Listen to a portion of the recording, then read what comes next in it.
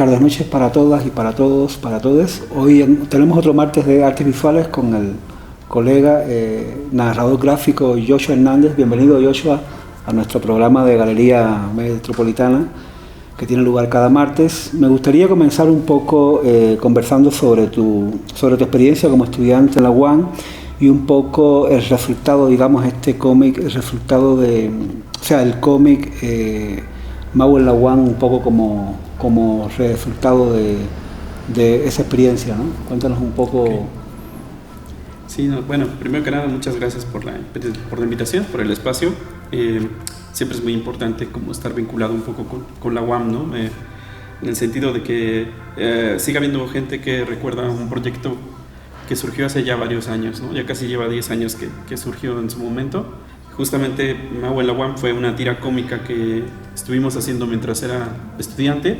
De repente hablo un poquito en plural porque muchas veces de la realización del proyecto mi novia me ayudaba, ¿no? Jazmín Reyes. Y entonces es como un proyecto que fuimos creando entre ambos, aunque yo me encargaba como de la parte del dibujo. Cuando arrancamos era como una intención de compartir tiras cómicas en redes sociales para que la comunidad estudiantil se identificara y la compartiera. Justamente eso fue lo que fue ocurriendo en su momento y tuvo como un impacto de tal manera que dejamos de ser como anónimos, digamos, al momento de estar trabajando y tuvimos que básicamente como adoptar el mote de Mau, ¿no? O sea, los compañeros en la universidad así me conocían, por más que pues, no fuese mi nombre como tal, pero tampoco me esforzaba mucho en corregirlo. Y fue como una situación en la que no solamente los compañeros, sino también profesores se fueron enterando de que estamos haciendo una tira cómica de las vivencias estudiantiles. Fue escalando a tal punto en el que nos invitaban a dar presentaciones en otras unidades de la propia universidad. Y pues bueno, siempre cuando menciono este proyecto en particular, una de las cosas fundamentales es que no solamente fue como una tira cómica que compartí en redes sociales, sino que me permitió solventar de manera económica mis necesidades como estudiante, porque soy egresado de Ciencias y Artes del Diseño, ¿no? en diseño de la comunicación gráfica, y es una carrera que no es económica, digamos, en una primera instancia, ¿no? Entonces, esto me ayudó muchísimo como a solventarlo y fue a partir de la venta de no solamente como publicaciones tipo fanzine, hechas a mano, sino también con stickers, botones, cosillas ahí que se vinculaban con el proyecto, y eso fue lo que me permitió directamente como terminar la carrera, ¿no? Digamos, en ese sentido, y al mismo tiempo dar estas otras presentaciones en otras unidades y a organizar incluso dentro de la propia universidad eventos de cómic, ¿no? Vinculado con la creación y proceso de producción independiente, sobre todo. Un poco, cuéntame, una vez que sales de la universidad, es decir, un poco el link entre qué te aportó pedagógica y académicamente la universidad, incluso en cuanto a técnica, en cuanto a cuestiones ya para conceptualizar las narraciones gráficas, ¿no? Y por otro lado, una vez que sales de la universidad, un poco cómo comienzas todo el proceso de la autogestión de la producción, ¿no? Sí, pues, por ejemplo, es bien importante porque lo que mencionas, digamos, en el aspecto de cómo influenció, digamos, el aspecto del profesor, ¿no? Digámoslo, o de la enseñanza en la creación o el proceso de producción. Porque cuando yo estaba estudiando, digamos, diseño editorial, por ejemplo, un profesor me enseñó cómo producir fanzines de manera autodidacta, ¿no? Básicamente, pero nos enseñaba cómo armar archivos, ¿no? Cosas por el estilo. Cuando estudié diseño de señalización, por ejemplo, pues hacía señalizaciones, pero unas las vinculaba con el proceso del cómic. En una materia de envases, por ejemplo, hice envases y cajas para los libros, ¿no? Y producciones como en ese estilo. Siempre lo vinculé como lo que aprendía en la clase, lo podía aprovechar para la producción de los cómics. Entonces esa parte sí se me hace como importante y radica mucho la fuerza ahí por la carrera específicamente que estaba cursando, ¿no? Que es al ser como lo más vinculado, digamos, del cómic de cierta manera con el diseño gráfico, ¿no? Entonces por eso tuve la oportunidad como de redirigirlo a algo que me fuese de utilidad. Y al ir saliendo de la universidad, justamente, pues el problema principal para mí era como cómo seguir dedicándome a la creación de cómic, ¿no?, sin tener este respaldo, digámoslo, del estudiantado, o de la parte académica, ¿no?, de que nos proporcionaba espacios para presentaciones y cosas por el estilo. Y justo creo yo que una de las razones fundamentales fue que me empecé a dedicar a hacer cómic para niños. Y al hacer este tipo de contenido, por ejemplo, como de este corte infantil, encontramos como un público que no estaba siendo atendido, digámoslo, en la primera instancia por la creación de cómic independiente mexicano. Entonces, pues empezamos a generar un público que afortunadamente, conforme han pasado los años, también han ido creciendo y consumen, digamos, los nuevos títulos que vamos produciendo, pero nunca, aun cuando, por ejemplo, he hecho diferentes títulos en diferentes como tonalidades en narrativa, no he dejado de hacer como cómic para niños, porque ha sido como una parte fundamental para ese proceso, y pues directamente pues es lo que nos ha identificado un poco más, digamos, en el medio.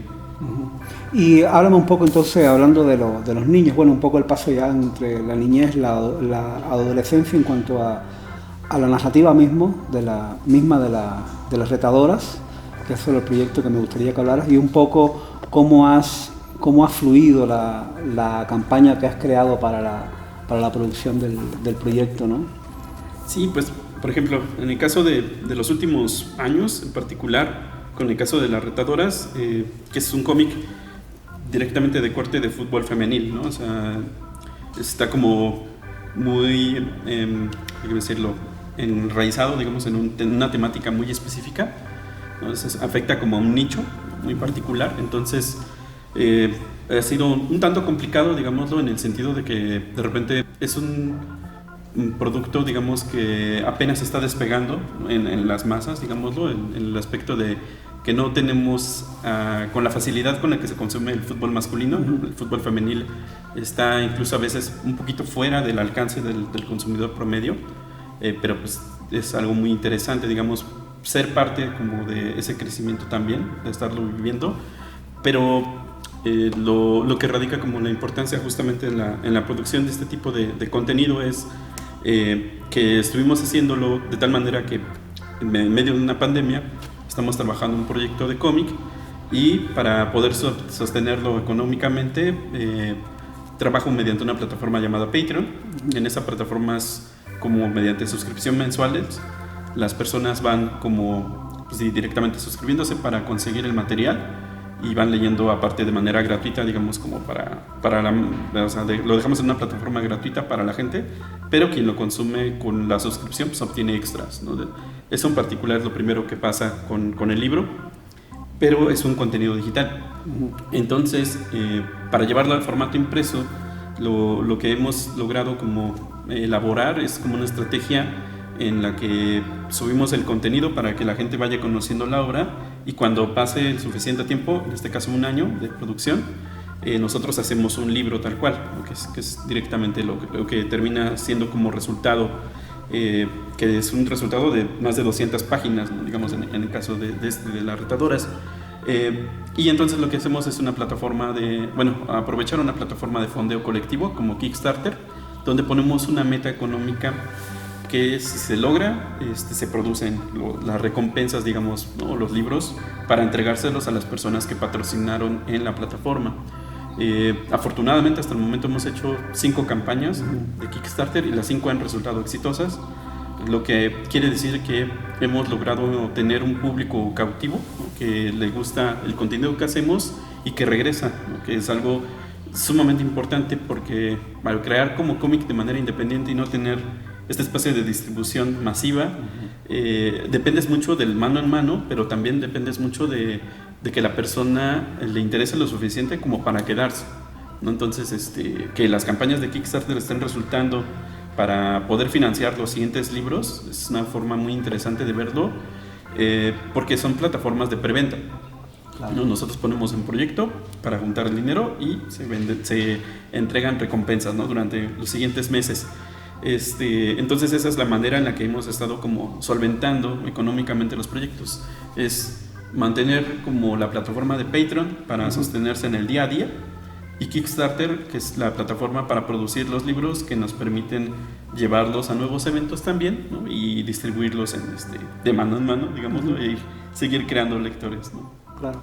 Pues muchísimas gracias, querido Joshua, y éxito con el nuevo proyecto, o sea, con las retadoras, que ya sale, pero también quedaba como otra parte, ¿no? Creo, no sé bien cómo estaba, o sea, la conclusión de las retadoras, ¿cómo va? Sí, justamente, o sea, es una historia que se elaboró como pensando en 3 temporadas diferentes. Entonces, este libro, por ejemplo, pues es el de la primera temporada, ¿no? Que se elaboró. Este año salió el segundo libro, y durante, digamos, de agosto, o sea, a junio del siguiente año, estaré terminando el tercer libro para producir un último libro, ¿no? Un último tiraje de ese contenido, ¿no? Entonces, ese es como el proyecto que a lo mejor estaré trabajando a lo largo del año en cuanto a cómic directamente. Estupendo. Muchísimas gracias y los esperamos el próximo martes en otro Martes de Artes Visuales.